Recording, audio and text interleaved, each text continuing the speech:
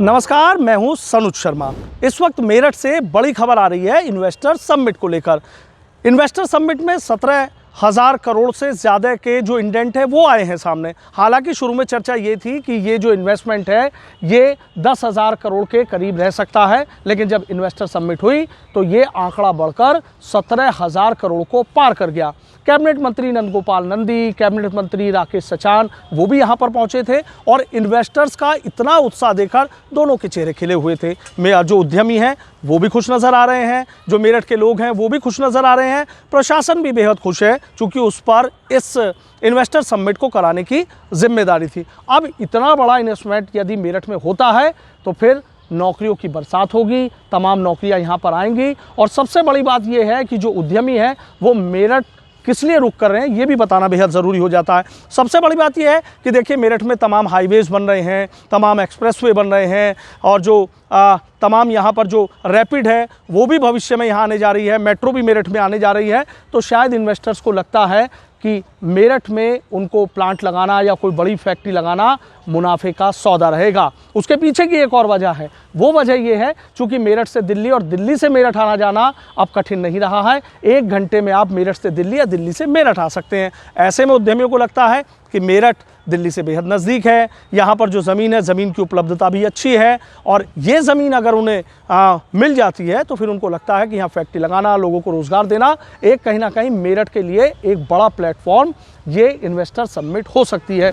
दूसरी खबर की बात कर लेते हैं। दूसरी खबर भी यही इन्वेस्टर समिट को लेकर है। इस इन्वेस्टर समिट में एक ऐसी रिंग अंगूठी हाथ की लोगों के आकर्षण का केंद्र बनी रही जिसमें 26,000 से ज़्यादा जो डायमंड हैं वो इसमें लगाए गए थे और इसकी जो कीमत है वो कीमत 40 लाख से ज़्यादा की बताई जा रही है। बताया ये भी जा रहा है कि Guinness book of world record में नाम दर्ज कराने के लिए इस रिंग को जो इसका पूरा प्रपोजल बनाकर वो भेजा गया। और इसी के साथ ही चूँकि बसंत पंचमी नज़दीक है, ऐसे में सोने की पतंग, सोने की चरखी और सोने का मांझा वो भी लोगों के आकर्षण का केंद्र रहा।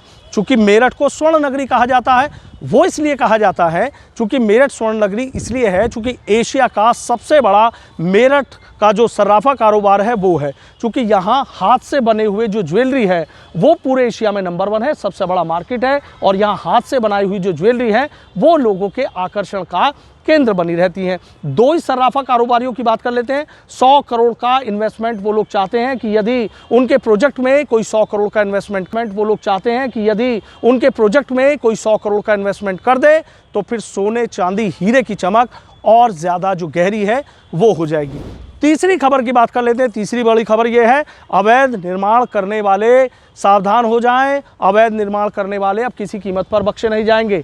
एमडीवीसी ने बाकायदा अपने जोन के प्रभारियों के साथ बैठक ली है और उनको निर्देश दिए हैं कि जोन में जितने भी अवैध निर्माण हो रहे हैं उनके खिलाफ सख्त एक्शन लें। जिन अवैध निर्माणों को पहले सील कर दिया गया था और उनका निपटारा नहीं हुआ है तो ऐसे अवैध निर्माणों को जमींदोज कर दिया जाए। कुछ अवैध निर्माण मेरठ विकास प्राधिकरण के वीसी की सख्ती के बाद जो सील हैं वो कर दिए गए हैं और करीब ये बताया जा रहा है कि 100 से ज़्यादा अवैध निर्माणों पर भी संकट के बादल मंडरा गए हैं। खुद एमडीवीसी इसकी मॉनिटरिंग कर रहे हैं, यानी जल्द ही अवैध निर्माणों के खिलाफ मेरठ विकास प्राधिकरण का एक बड़ा अभियान देखने को मिल सकता है।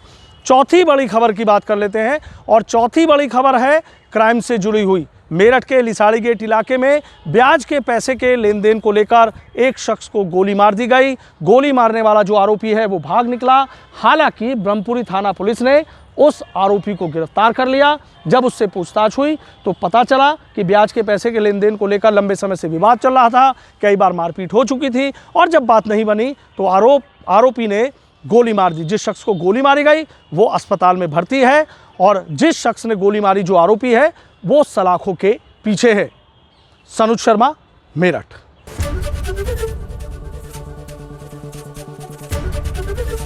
एबीपी गंगा, खबर आपकी, जुबान आपकी।